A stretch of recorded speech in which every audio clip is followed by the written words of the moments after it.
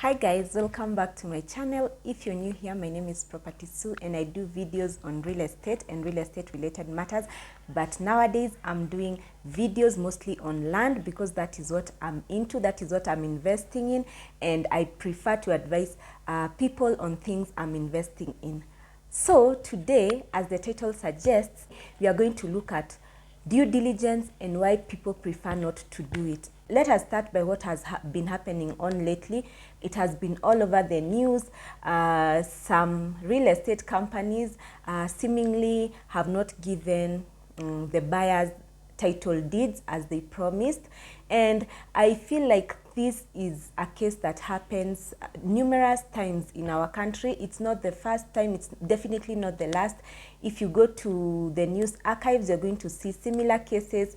Each and every year, people keep coming back saying they were conned and that they don't have their title deeds. But the problem behind this is that people are not ready to do due diligence. In this video, I'm going to give you 3 reasons why people are not doing due diligence.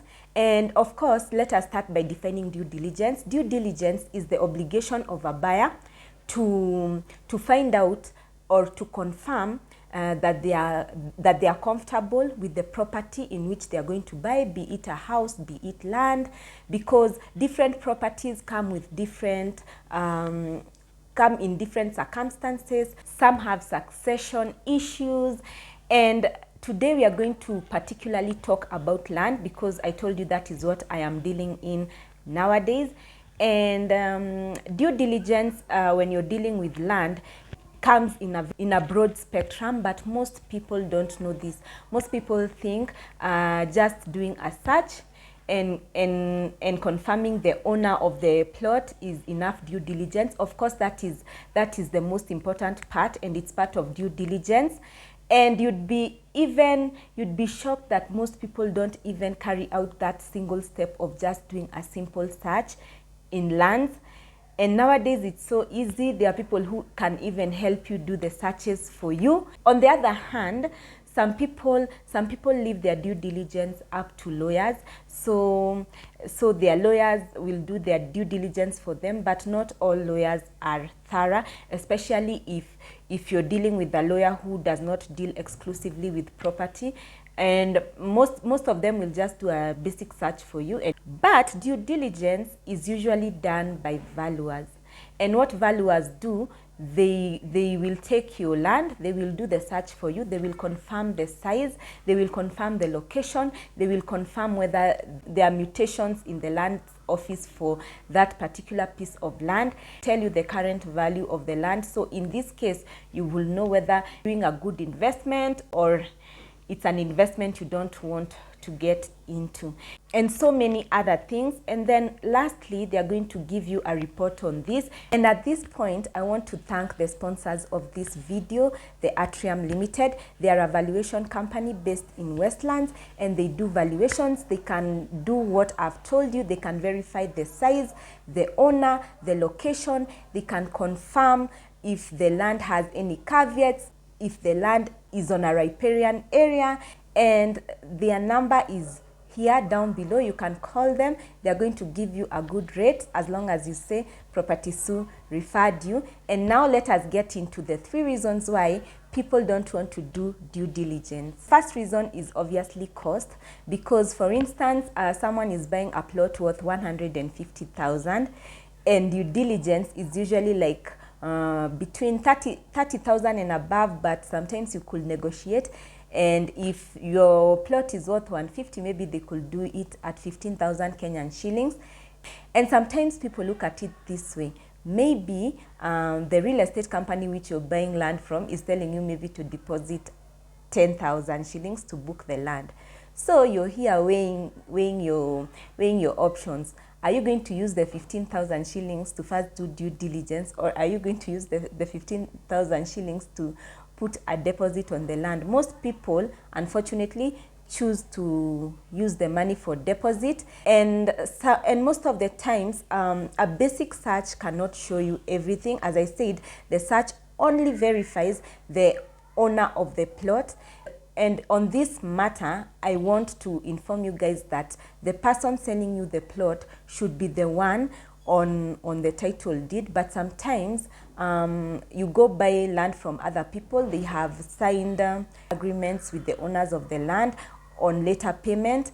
And I'm not saying this is bad, it's not necessarily bad, but sometimes be prepared. If the person selling you the land is unable to pay, you might not get your title deed. And so the cost is one of the reasons people don't want to get into due diligence. Number two is gullibility, or it's also okay to call it transferred trust. This is where, like, maybe I'm your friend, I tell you there are these pieces of land being sold somewhere, and you take my word for it. We go, we buy the land just because I'm your friend and I told you to buy. You trust me fully, you don't do due diligence, because at the back of your mind, you think I've done due diligence and maybe I have not. So maybe you can trust your relatives, your friends, people you know. And I'm not saying it's a bad thing to trust people, but always never take anyone's word for it. I always tell you here, never take Property Sue word for it. Just go do your own due diligence, because investing is a personal matter. The third reason is being hasty or in a rush. I've gone to view land so many times, and one thing I've observed, and maybe real estate companies should stop doing this, is the amount of pressure involved in booking a plot when people take you for site visits. For instance, you come, we go for a site visit today, and you want me to pick a plot today. You've not even given me the time to do a simple search to verify that you're the owner of the plot. And if you're watching, never feel pressured. If you go for the site visit, you've seen the land, well and good. Go back home, ask for the title, do a search, verify the owner, and only after this is when you're supposed to, like, pick out a plot and book and all that. In conclusion, due diligence really saves a lot of time wasted maybe in court wrangles. It also saves you a lot of money. I don't know how much more I would advise you to do your due diligence.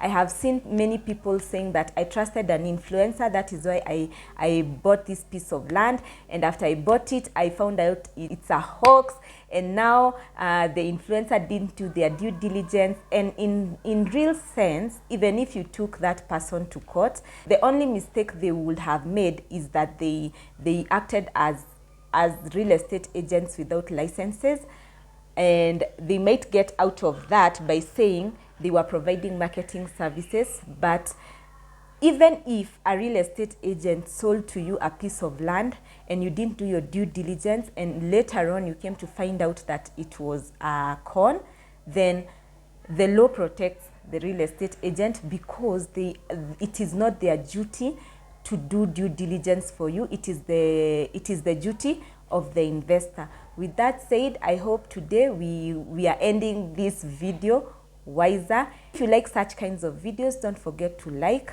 comment down below, and also subscribe to this channel so that you don't miss future videos. And also, subscribing tells YouTube that you like such kind of content and you want to see much of it. Bye.